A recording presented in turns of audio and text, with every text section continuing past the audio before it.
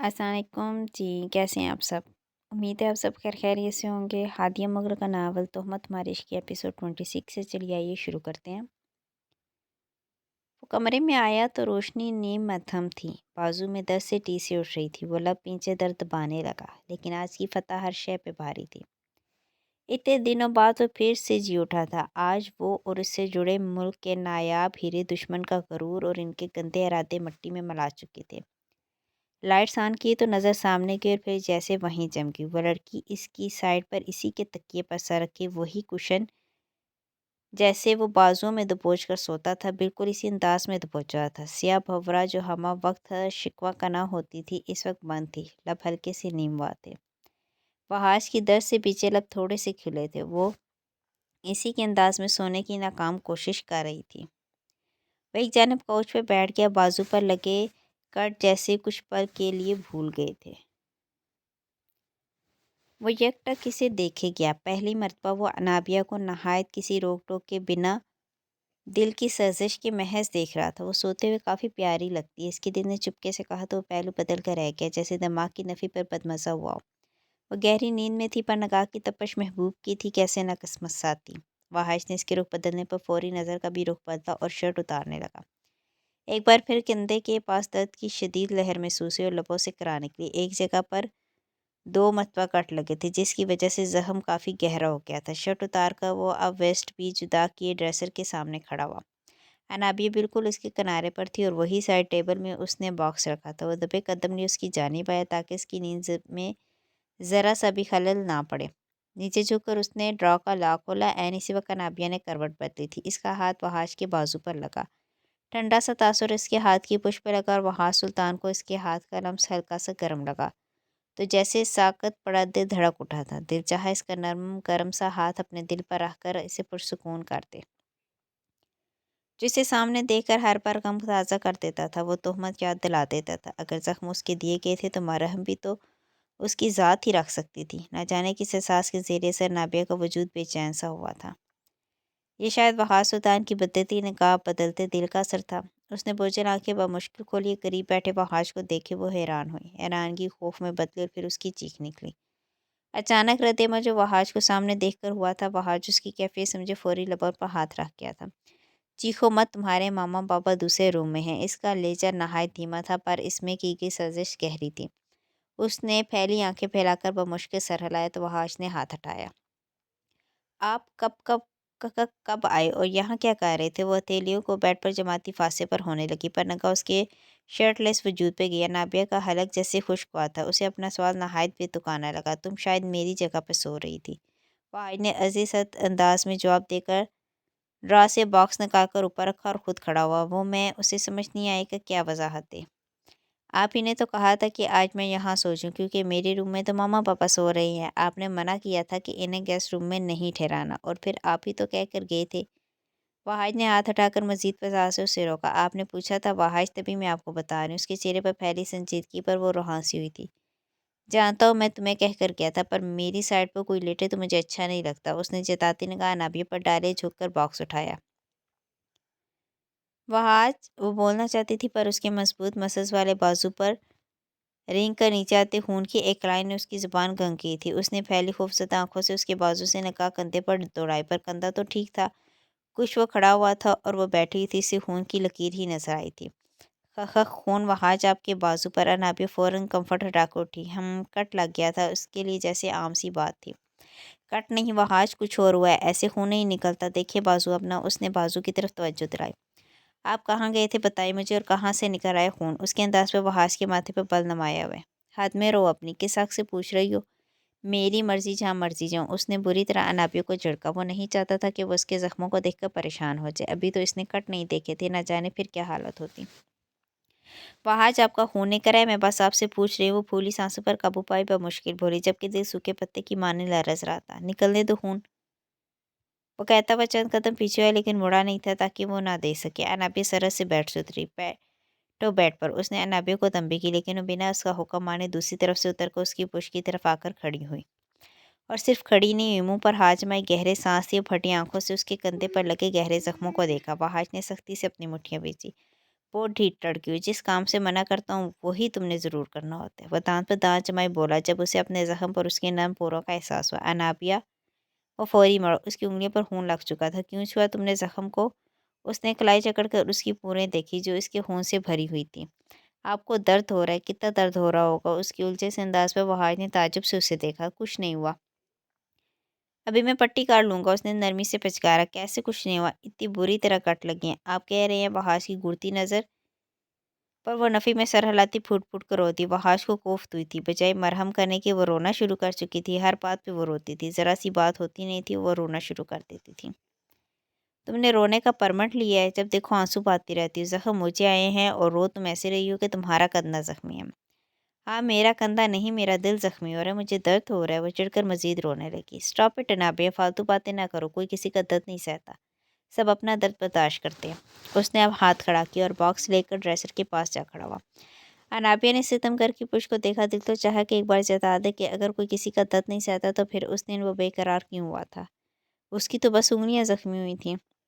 वह मुश्किल अपने कंधे से बहते खून को साफ कर पाया था। जैसे जैसे वह जख्म पर कार्टन फेर रहा था, अनाबिया का दिल दह रहा था। वह लब दांतों तले दबाता मजीद हाथ पीछे ले जाकर जख्म साफ करने लगा, पर अब थोड़ी मुश्किल हो रही थी। उसने एक अधूरी निगाह भी इस पर न डाली जो कब से उसके जख्मों को अश्क बहाता बहा देख रही थी, पर अब उसकी हिम्मत जवाब दे गई थी। नहायत बेदर्दी से कह रही हैं, बहाश मैं बाबा को बुलाती हूँ, वो ठीक से कर देंगे। वो कहकर दरवाजे की जाने पड़ने लगी। खबरदार जो तुमने इन्हें बुलाया।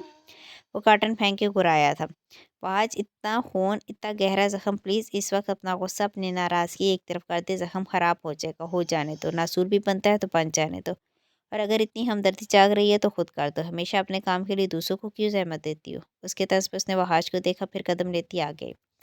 इधर ही खड़ी रहो। वहाज ने उसे टोका। उसे उम्मीद नहीं थी कि वो इतनी जल्दी मान जाएगी। अगर आप मुझे नहीं साफ़ करने देंगे तो मैं डैड को बुला लूँगी। उसकी वाज़ेह धमकी पर वहाज को सख्त तैश आया। मुझसे बहस करके कर रही, चैलेंज दे रही हो मुझे? वो जारहाना तेवर लिए उसकी तरफ बढ़ा।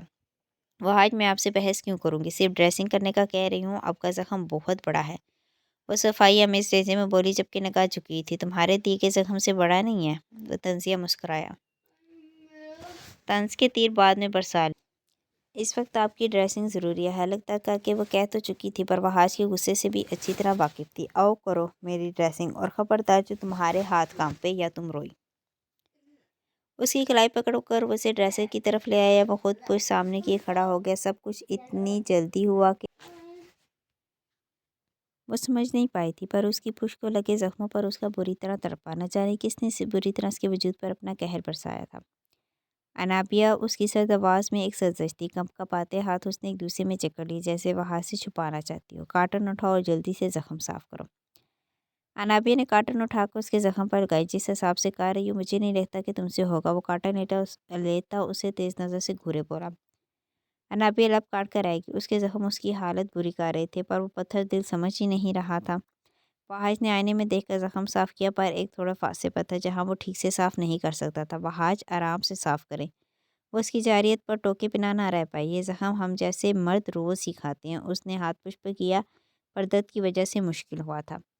मैं अब करती हूँ, पूरी कोशिश करूँगी कि आराम से करो। उसने अपनी मखरूती उंगलियों में कार्टन पकड़ी। वहाज खामोश हो गया था। न चाहते हुए वो अनाबिया का मोहताज था। कार्टन से ज़ख्म साफ करके उसने वहाज के हाथ से पायोडीन वाली बैंडेज ली जो वो तैयार कर चुका था। जितना गहरा ज़ख्म था, इस पर स्टिचेस लगने थे, पर वहाज कभी नहीं मानता। इसके ज़ख्मों पर बैंडेज करते इसकी ठंडी ठंडी सी उंगलियां कंधे से टकराई। वहाज के ज़ख्मों में ठंडक उतरती महसूस होने लगी। बेख्तियाराना वो आंखें बंद किए इसके हाथ का लम्स महसूस करने लगा।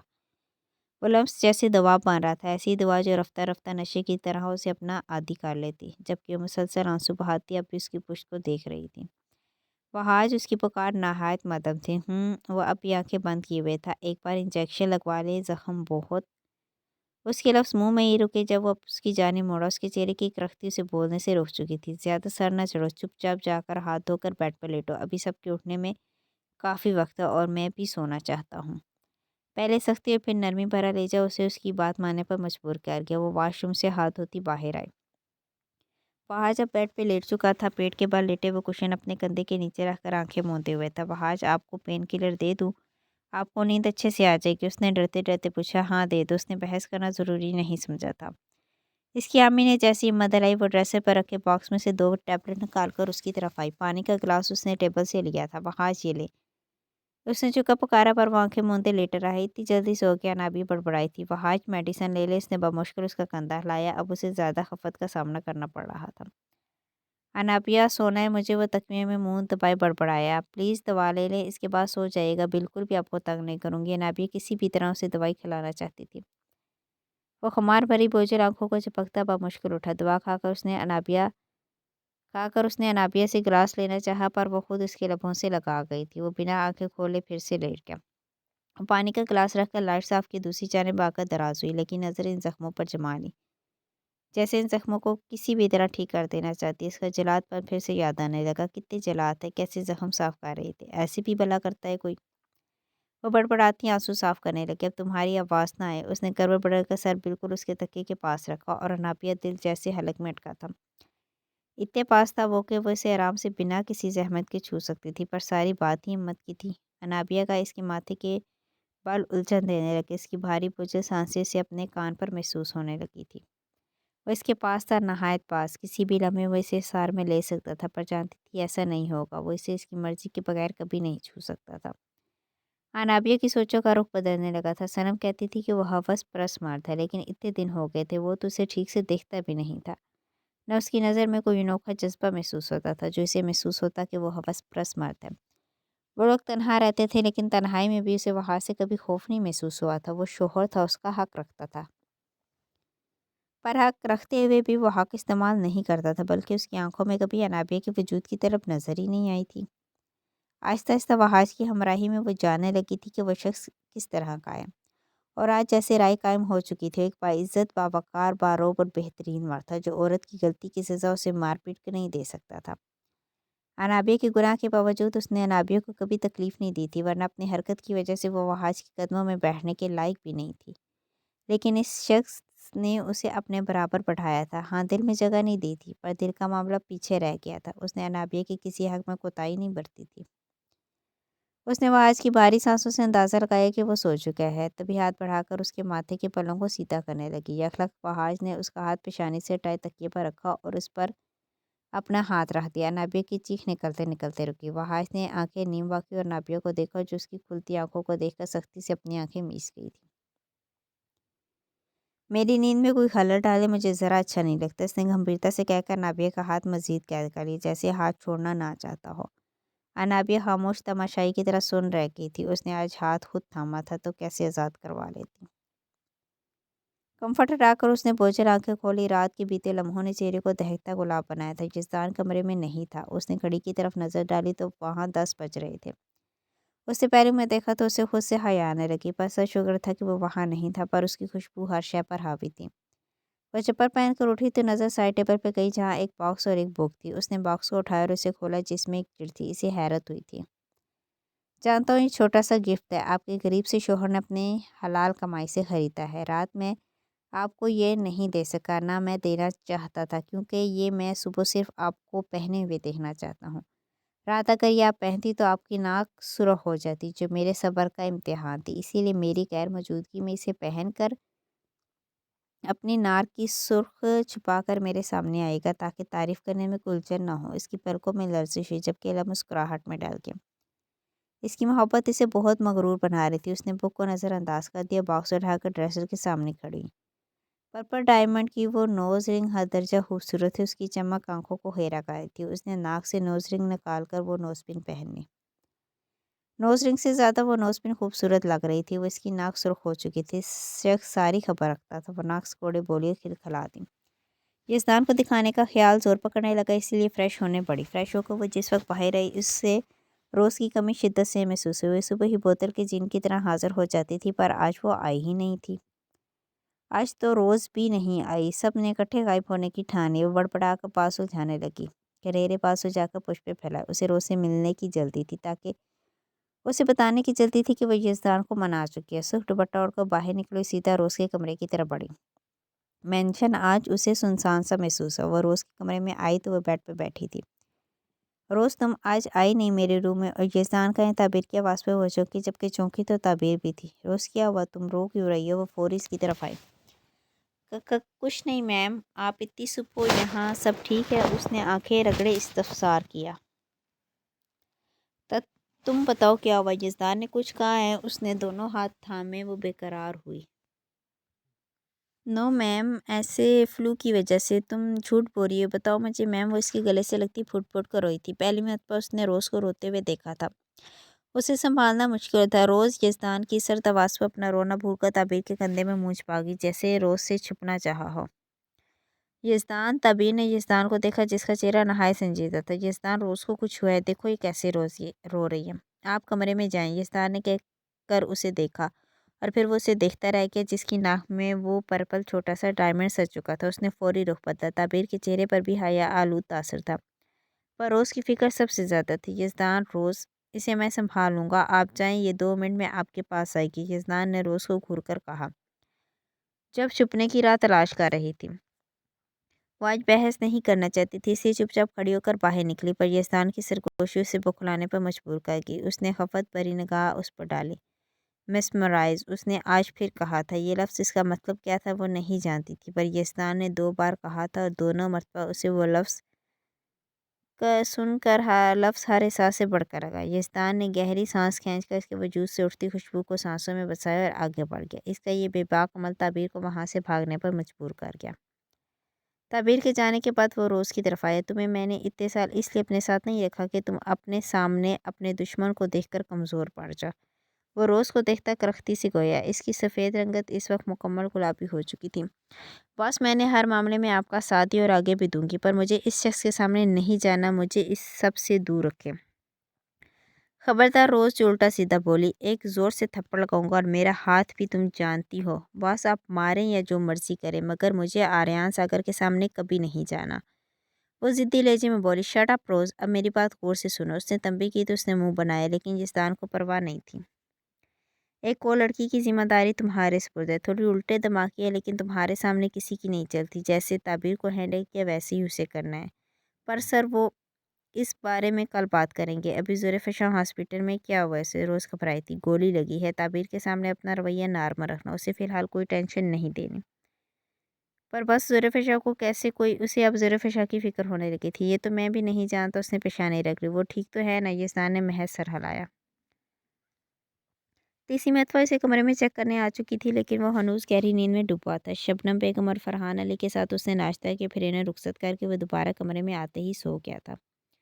اب شام کے 7 بج چکے تھے، لیکن اس کی نیند نہیں ٹوٹی تھی، اور انابیہ بھی چاہتی تھی کہ وہ آج مکمل آرام کرے، لیکن اب اسے فکر ستانے لگی تھی۔ تبھی کمرے میں داخل ہوئے وحاش کو لانا چاہا تاکہ وہ کھانا کھا کر میڈیسن لے سکیں۔